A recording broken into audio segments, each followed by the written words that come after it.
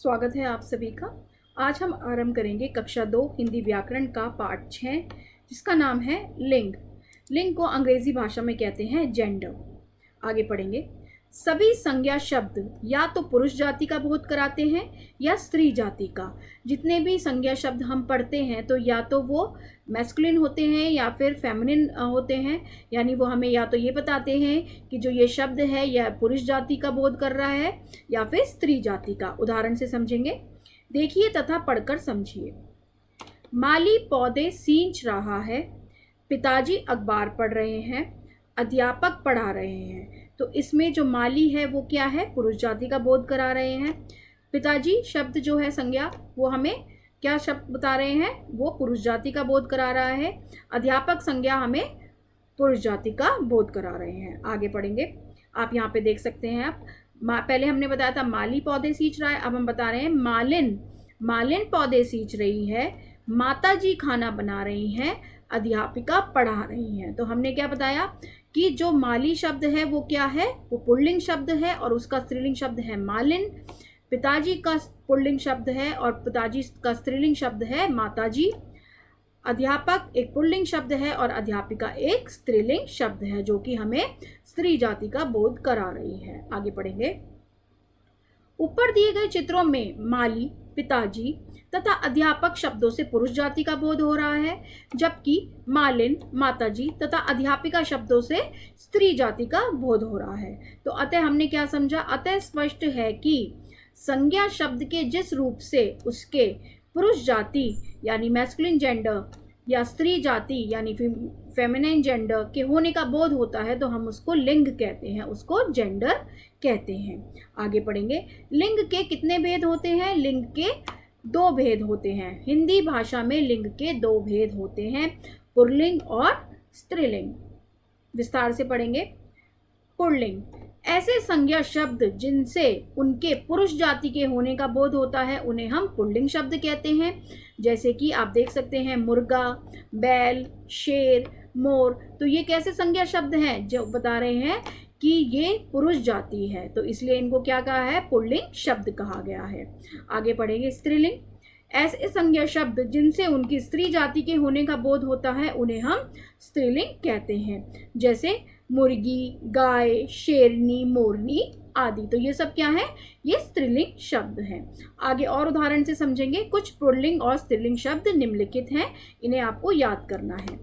पिता, माता, राजा, रानी, बैल, गाय, ताऊ, ताई, लड़का, लड़की, बालक, बालिका, ऊंट, ऊँटनी, विदुर, विधवा, सुनार, सुनारिन, माली, मालिन, मामा, मामी, बेटा, बेटी, चाचा, चाची, पुल्लिंग, स्त्रीलिंग, कुत्ता, कुतिया, बूढ़ा, बुढ़िया, मोर, मोरनी, सेठ, सेठानी, राजकुमार, राजकुमारी, शेर, शेरनी।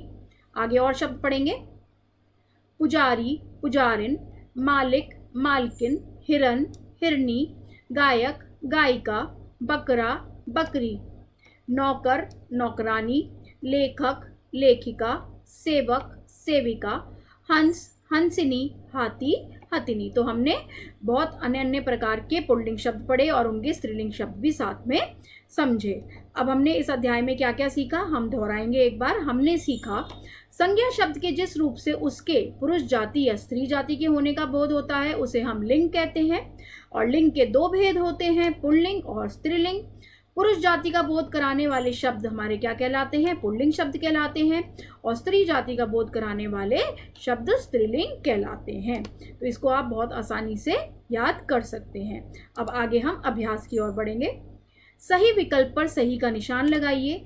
स्त्री अथवा पुरुष जाति का ज्ञान कराने वाले शब्द क्या कहलाते हैं, लिंग कहलाते हैं। तो यानी दूसरा विकल्प यहाँ पर हमारा बिल्कुल सही है। दूसरा देखेंगे। हिंदी भाषा में लिंग के कितने भेद होते हैं, 2 भेद होते हैं, पुल्लिंग और स्त्रीलिंग। यानी यहाँ पर पहला विकल्प हमारा बिल्कुल सही है। तीसरा, पुल्लिंग से बोध होता है, किसका बोध होता है, पुरुष जाति का। तो पहला विकल्प यहाँ पर बिल्कुल सही है।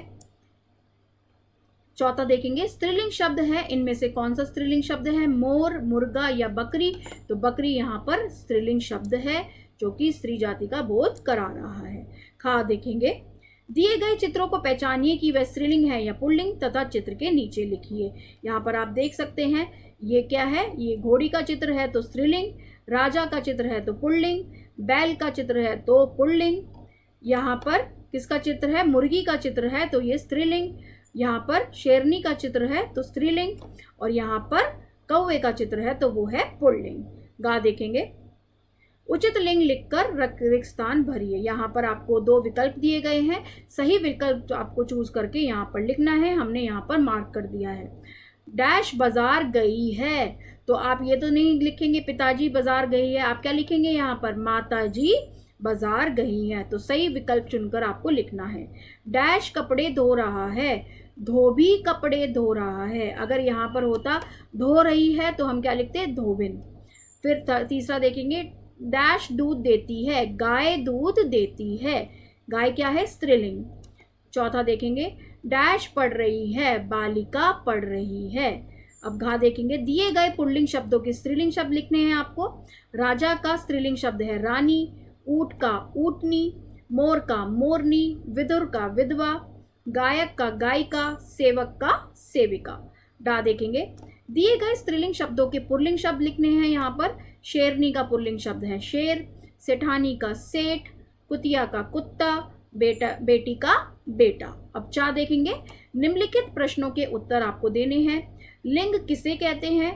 संज्ञा शब्द के जिस रूप से उसके पुरुष जाति या स्त्री जाति के होने का बोध होता है उसे हम लिंग कहते हैं। लिंग के कितने भेद होते हैं? प्रत्येक को लिखिए। लिंग के 2 भेद होते हैं, पुल्लिंग और स्त्रीलिंग। आप यहाँ पर पुल्लिंग शब्द के उदाहरण भी दे सकते हैं, नीचे लिख सकते हैं। पुल्लिंग शब्द के उदाहरण हैं शेर, बेटा, लड़का। फिर आप लिख सकते हैं नीचे स्त्रीलिंग शब्द के उदाहरण हैं शेरनी, बेटी, लड़की। तो इस तरीके से आप यहाँ पर उदाहरण भी लिख सकते हैं। पार्ट 6 में हम इतना ही पढ़ेंगे। आशा करती हूँ आप सभी को समझ आया होगा। बहुत बहुत धन्यवाद।